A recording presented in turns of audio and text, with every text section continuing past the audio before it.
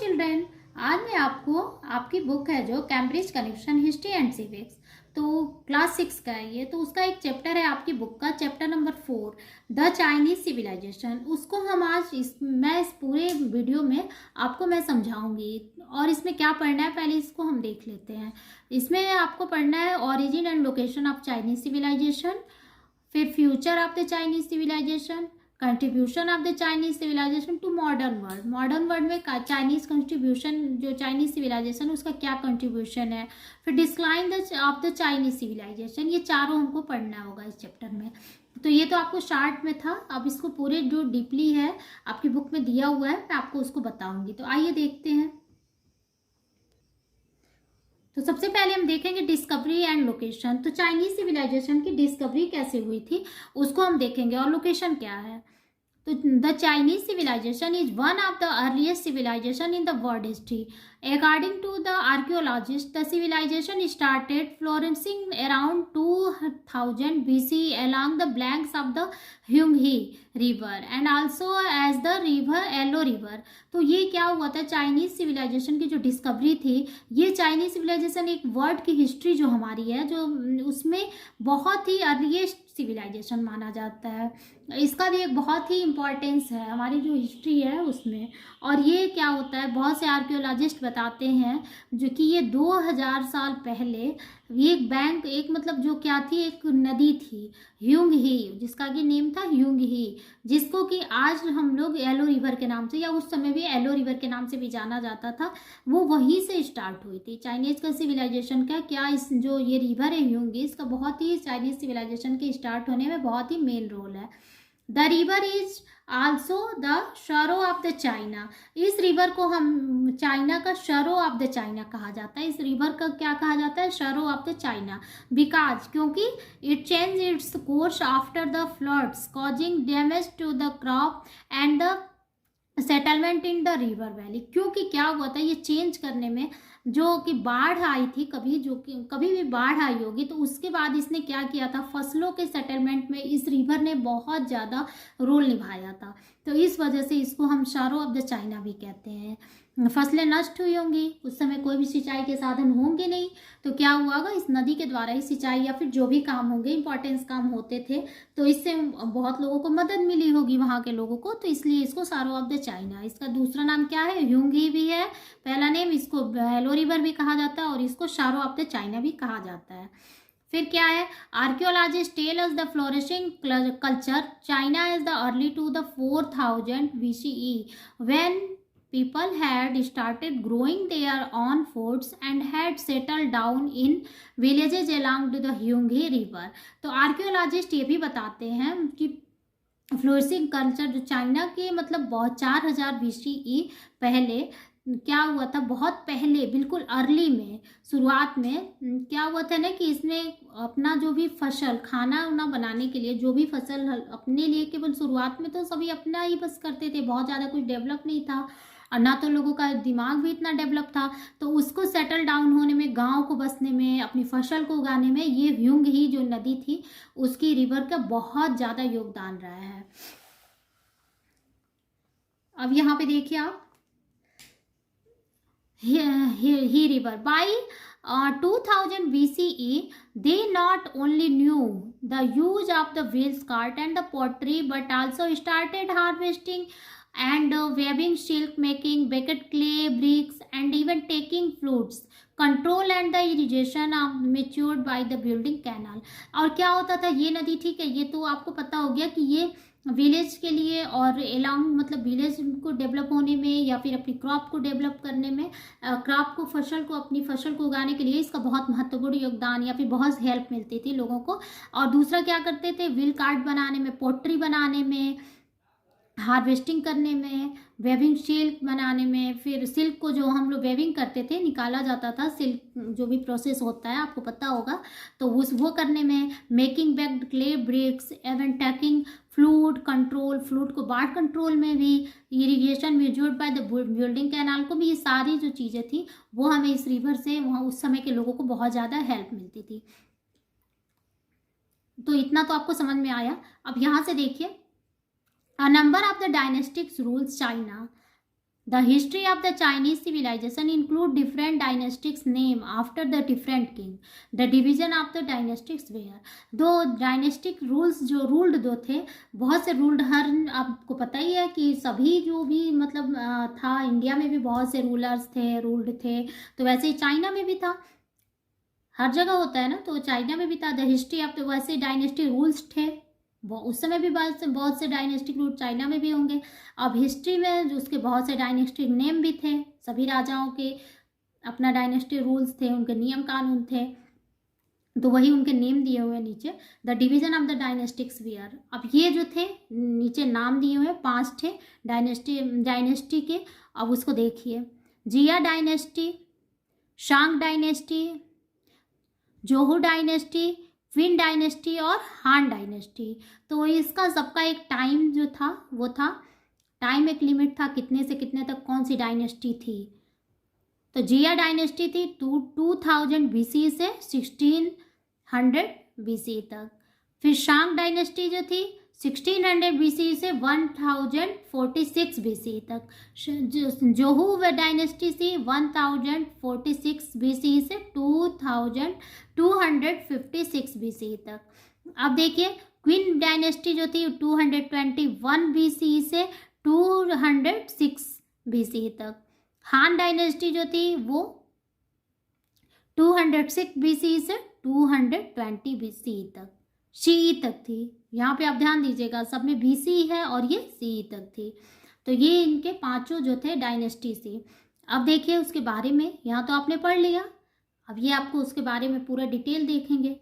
Legend has it that China earliest ruling dynasty the हाशिया, उसको हाशिया को क्या बोलते हैं, जिया, शॉर्ट में उसको जिया बोलते हैं, Xia dynasty ruled between the 1994 BCE and 1523 BC. However, there is not much evidence supporting Xia dynasty. तो यहाँ पे देखिए, जो चाइना की जो शुरू में जो डायनेस्टी थी, जो कि जिया डायनेस्टी, सबसे उसकी पुरानी सबसे अर्लीस्ट जो डायनेस्टी थी, उसको हैशिया उसका नाम था, बस 60 में वहाँ पे जिया बना दिया गया है।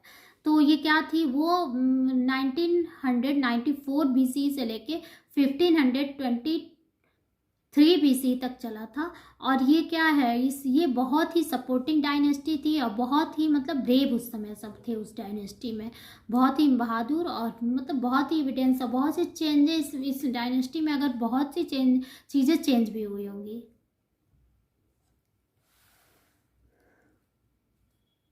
अब देखिए, recorded history being with the Shang dynasty.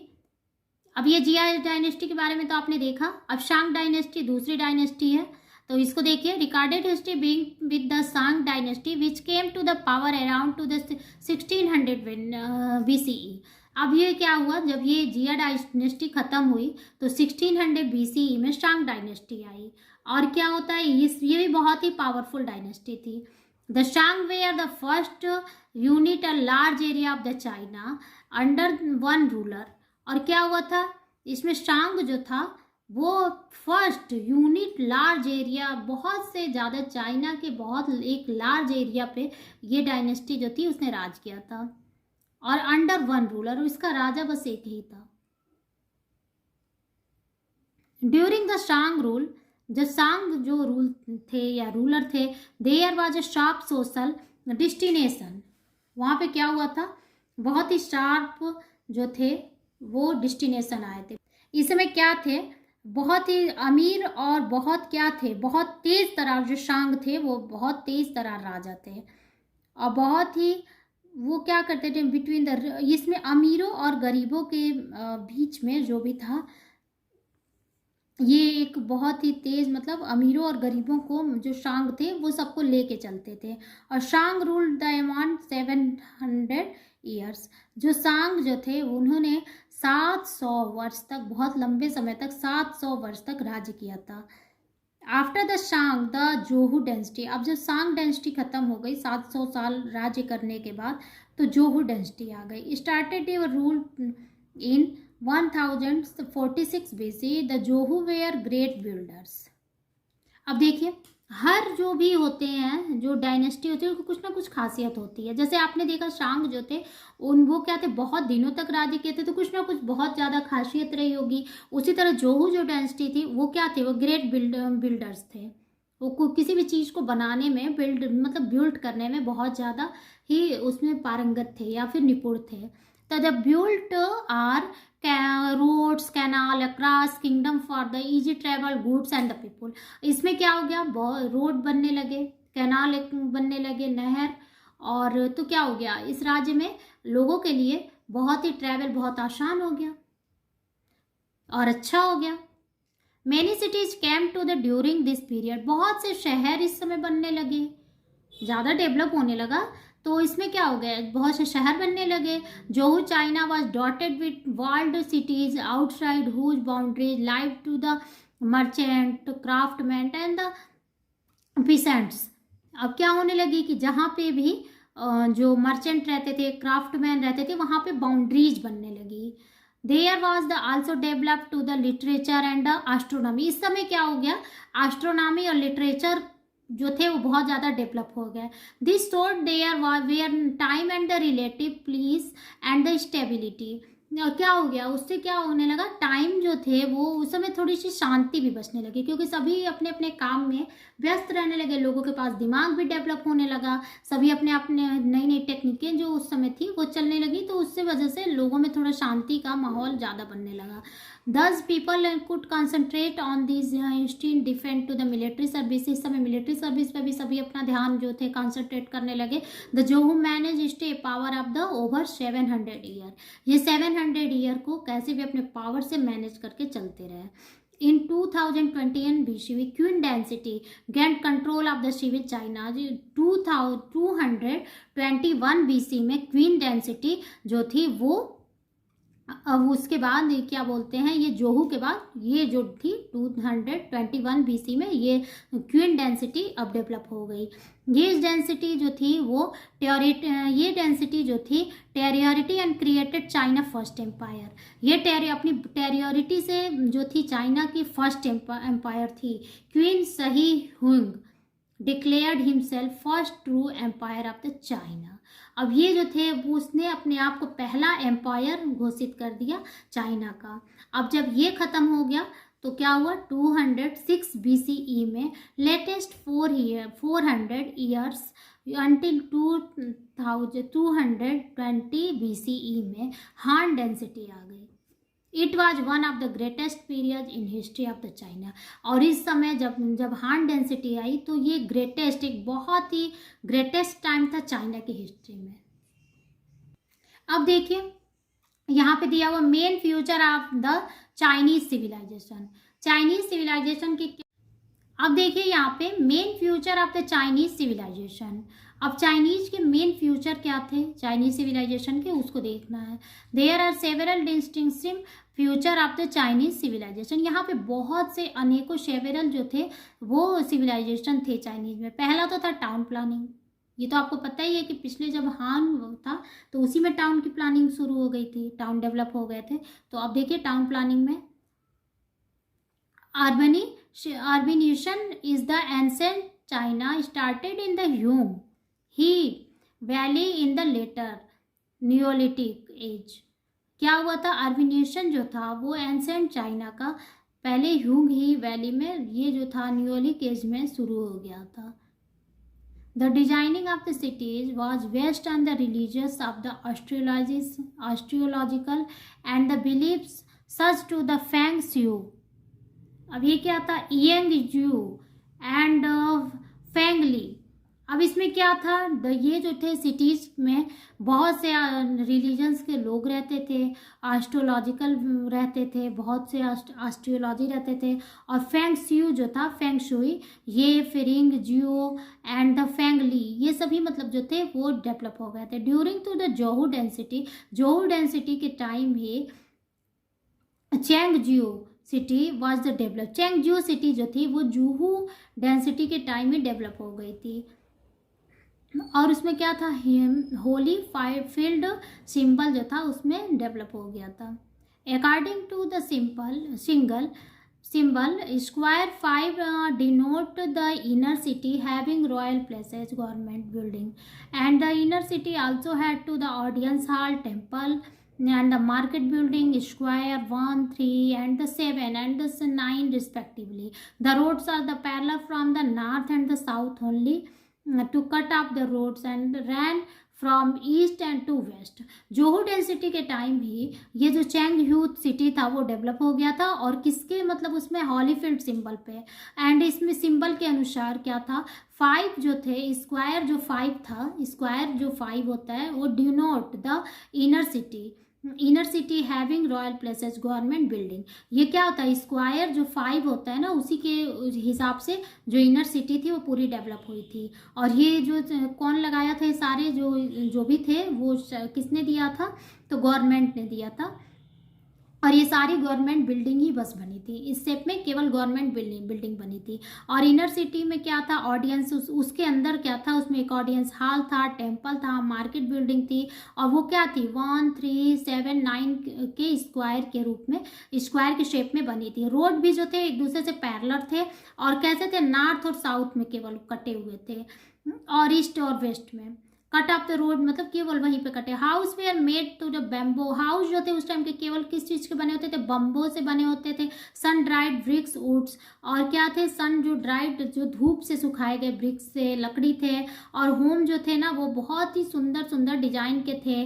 और जो पुअर एंड वेरी सिंपल थे, मतलब बहुत से सिंपल होते थे, क्योंकि उतने बहुत से डिजाइने जो थे उस समय पता नहीं थी लोगों को, तो बहुत सिंपल थे. और डोर मतलब क्या थे, साउथ फेस का उस समय केवल डोर लगा रहता था. उस समय हर, जैसे अभी के घरों में आपने देखा होगा किसी भी फेस में आपके डोर लगे होते, बट उस समय क्या था कि बस केवल साउथ के फेस में जो थे वो उन लोगों के डोर रहते थे.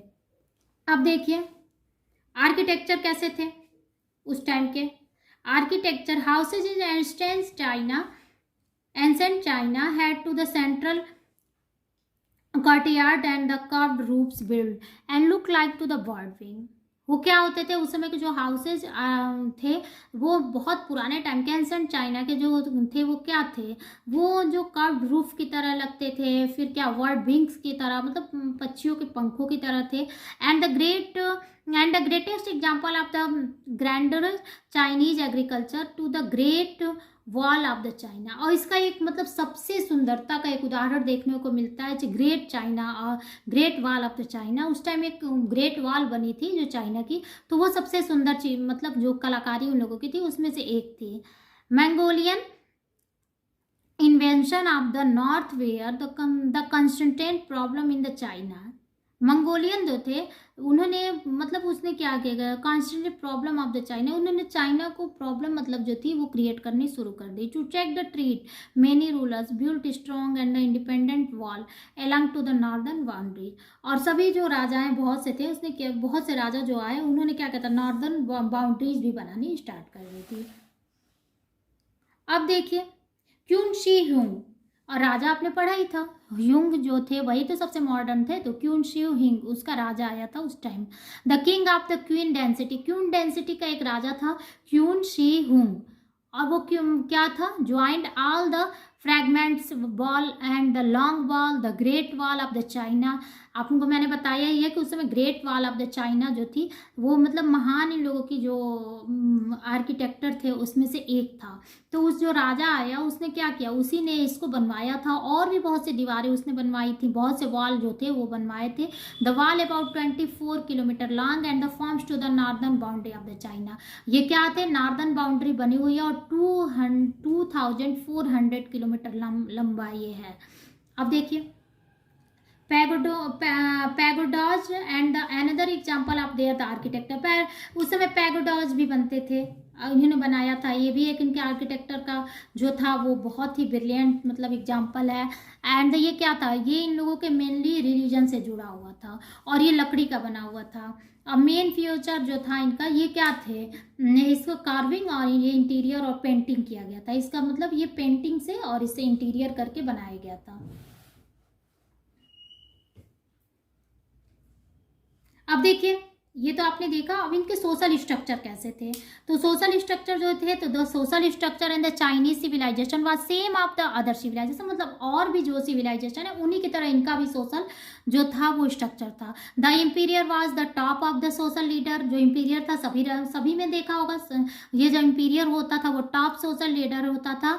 वाइल द फार्मर्स, उसके बाद फार्मर एंड साल्स जो थे वो बॉटम में रहते थे, सबसे वो रहते थे। देखा आपने इसमें, देखिए ये जो पिरामिड बना हुआ है इसमें सबसे टॉप इंपीरियर है, उससे नीचे स्कॉलर्स है, फिर मर्चेंट एंड ट्रेडर्स है, फिर इसमें क्राफ्टमैन है और आर्टिस्ट है, फिर फार्मर्स एंड सबसे नीचे हैं। तो यही इन लोगों का भी था। अब ये जो आपका वीडियो जो मेरा है बहुत ज़्यादा लंबा हो रहा है, तो मैं इसका और भी जो पार्ट है रह गया है तो उसको मैं अपने अगले वीडियो में बता दूंगी। अब इसको मैं आपको इतना मैं बता दी हूँ, अब नेक्स्ट वीडियो में आप देख लीजिएगा। Thank you.